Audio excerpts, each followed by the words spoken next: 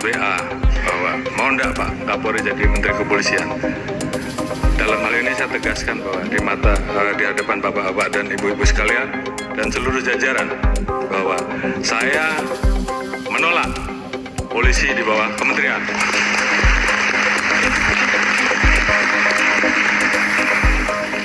Dan kalaupun saya yang menjadi Menteri Kepolisian, saya lebih baik menjadi petani saja. Oh iya. Terima kasih. Ya, ketika Kapolri menyampaikan pernyataan akan pertahankan posisi institusinya sampai di daerah penghabisan dan memerintahkan semua jajarannya, alarm darurat demokrasi berbunyi keras. Alarm demokrasi berbunyi keras. Itu yang disampaikan Kapolri itu bahasa konflik, bahasa tekanan kekuasaan, bahasa intimidasi. Ini puncak dari 3 kali pembangkangan kebijakan terhadap negara oleh Kapolri. Yang pertama, membentuk tim reformasi tandingan, menerbitkan peraturan kepolisian nomor 10 dan mengunci ruang koreksi walaupun sudah ada Mahkamah Konstitusi. Ketiga, kini menantang di ruang publik secara terbuka dengan diksi ekstrim. Ini sinyal bahaya bahwa disiplin konstitusi sedang diuji secara terbuka. Pertanyaan sebenarnya, tantangan itu ditujukan kepada siapa sih? Ya dong, dia menantang kan? Tantangan itu kepada siapa? Pertanyaan mendasar yang tidak boleh dihindari harus dijawab itu. Siapa sebenarnya tantangan Kapolri? Artinya, Kapolri sedang menguji batas kewenangan Presiden sebagai memegang mandat konstitusional tertinggi. Pesan implisitnya jelas kepada Presiden, jangan sentuh struktur Polri. Pernyataan ini menciptakan tekanan simbolik pada Presiden.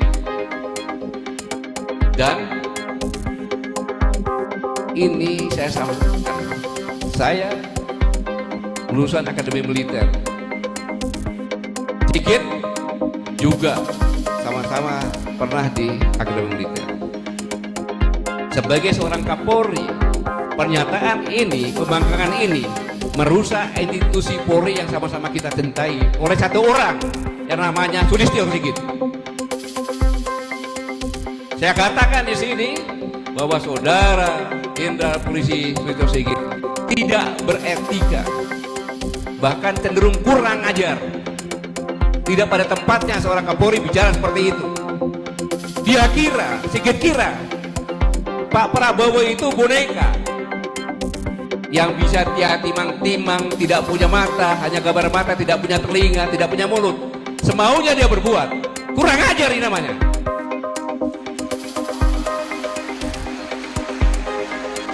Dan Jenderal Polisi Sulistyo Sigit sudah melakukan pengkhianatan bersama-sama dukungan anggota DPR terhadap Presiden dan terhadap negara.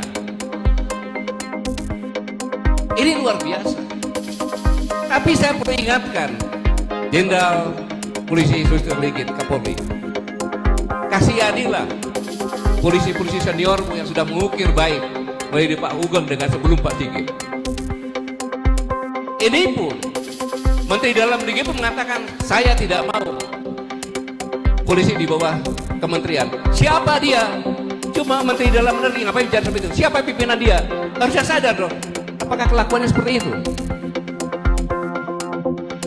Itu pun pernyataan itu sebelahnya ada Kabin. Dulu sama Kabin itu ngomong seperti itu. Bayangkan. Jadi dikiranya Jenderal Polisi gitu Pak Prabowo sebagai boneka, bisa dia mainkan. Saya ingatkan Jenderal Polisi Sulistyo Sigit, Presiden kita Jenderal TNI Purnawirawan Prabowo Subianto itu adalah mantan Danjen Kopassus pasukan khusus, mantan Pangkostrat. Tidak ada apa-apanya kamu, dan dia sekarang Presiden sekaligus kepala negara. Jangan dianggap boneka, itu kurang ajar. Saya gini karena saya sebagai warga negara, saya punya hak bicara untuk melindungi Presiden saya. Hak saya itu. Kalau saya diam, berarti saya seperti apa ya? kalau dikatakan binatang paling jago nggak ada itu kalau penakut. Apapun semut pun kalau dia gigit kan. Jadi kita harus bicara seperti itu. Itu pengkhianatan terhadap presiden sebagai pimpinannya. Undang-Undang dasar, Undang-Undang Polri tahun 2002 pasal 8 ayat 1, polisi di bawah, ya, Kepolisian Republik Indonesia di bawah Presiden Republik Indonesia. Jelas kok, atasannya ditantang, itu kan gila ya. Tidak apa-apa, biar dengar. Karena kecintaan saya terhadap Korps Tribata. Kasihan itu polisi yang di jalan capek-capek, ya kan? Kasihan polisi-polisi lainnya lagi. Mereka jadi dimusuhin. Jangan memusuhi rekan kita polisi-polisi yang lainnya. Ini hanya perbuatan satu orang yang namanya Jenderal Polisi Sultan Sigit yang merusak nama Korps Tribata. Dia menganggap presiden boneka.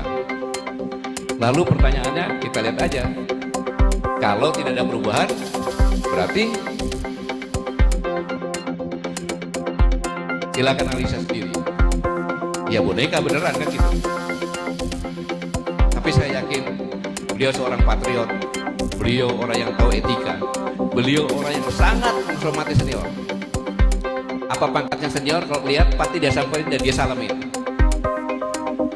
Pasti dia salamin. Itulah Pak Prabowo. Dan ini pasti dia tahu benar. Ini adalah suatu pengkhianatan yang luar biasa.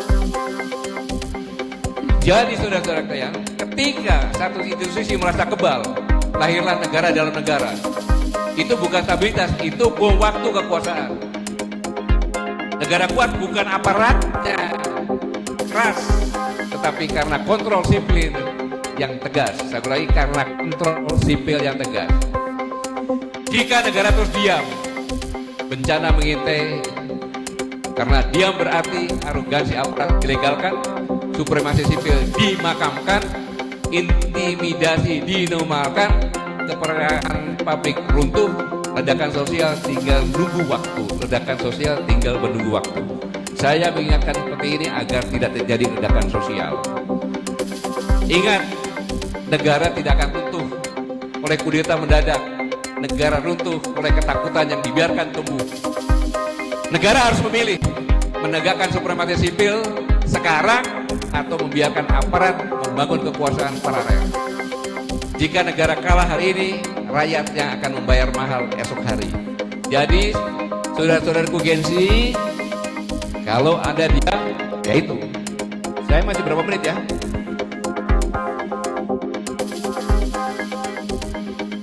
Ya sudah, kalau tadi ingatkan ya.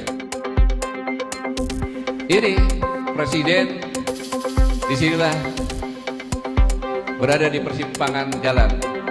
Mau menjadi presiden kompromi dengan hal yang tidak benar atau mengoreksi semuanya. Tinggal pilih mau jatuh atau tetap. Ini berada di persimpangan sejarah, menjadi pemimpin korektor yang memulihkan republik atau menjadi pemimpin kompromi yang tenggelam bersama krisis. Saya sudah mengingatkan ini di forum ini di hadapan Gen Z. Sejarah tidak pernah menunggu kesiapan penguasa. Sejarah hanya mencatat siapa yang berani bertindak saat negara berada di tepi jurang.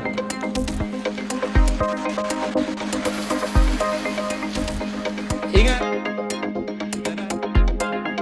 setiap perubahan besar selalu diawali oleh generasi muda yang kehilangan harapan. Selalu itu. Ya. Tetapi ingat, identitas pemuda seharusnya dia adalah sebagai penggagas perubahan dan dia juga sebagai pelaku perubahan. Penggagas agen politik, melek politik kamu Gen Z. Karena generasi muda itu harus seperti itu. Dan pelaku perubahan, agen pembangunan. Tapi sekarang ini mereka adalah pemuda mahasiswa turut serta dalam pembiaran politik dan elit pemudanya, mahasiswanya yang jadi penikmat pembangunan. Tidak salah, karena ketika Bang Rocky dulu mau sekolah, orang tuanya bilang, Rocky, Ngana sekolah yang benar ya, supaya Ngana jadi orang pintar, karena bisa berguna bagi negara dan bangsa. Bang Rafi juga gitu. Sama. Tetapi sekarang sekolah yang pintar ya nak, supaya kamu pintar dapat kerjaan kaya. Jadi wajar ketika mahasiswa demo didatangin aparat, terus dikasih amplop, dijanjikan kamu akan saya kerjaan. Ya sudah, ngapain?